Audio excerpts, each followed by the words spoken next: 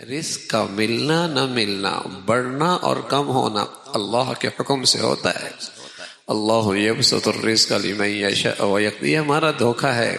2 دکانیں ہیں، اب 3 دکانیں ہو گئی تو اب رزق بڑھ جائے۔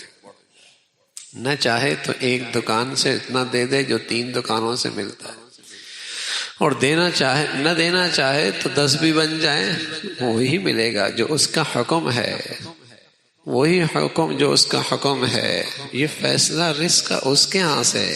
وَفِي السَّمَاءِ رِزْقُكُمْ، تمہارے رزق کے فیصلے آسمان سے ہوتے ہیں۔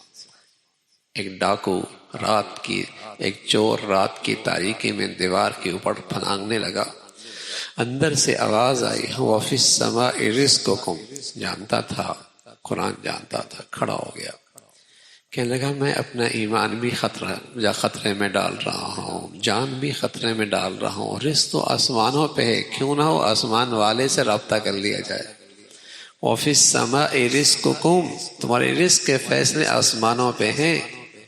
اس لیے مسلمان جب رزق کے ٹھکانے پہ بھی جاتا ہے نا تو اللہ کی ذات پہ بھروسہ کر کے جاتا ہے۔ اللہ تیرا حکم ہے، تدبیر کر رہا ہوں، تیرا حکم ہے، اسباب اختیار کر رہا ہوں، لیکن اس کے دینے نہ دینے میں فیصلہ تیرا ہے، فیصلہ تیرا ہے۔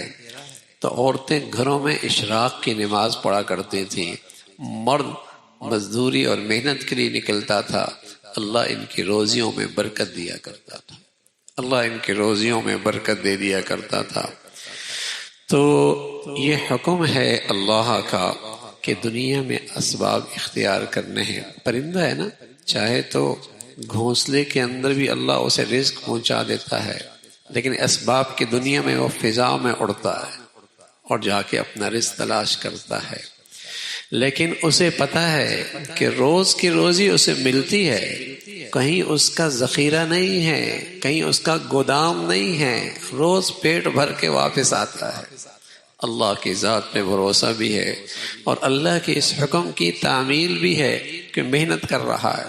تو مسلمان بھی اس دنیا میں اسباب و وسائل اختیار کرتا ہے، لیکن اس کا ایمان اور یقین کیا کہتا ہے؟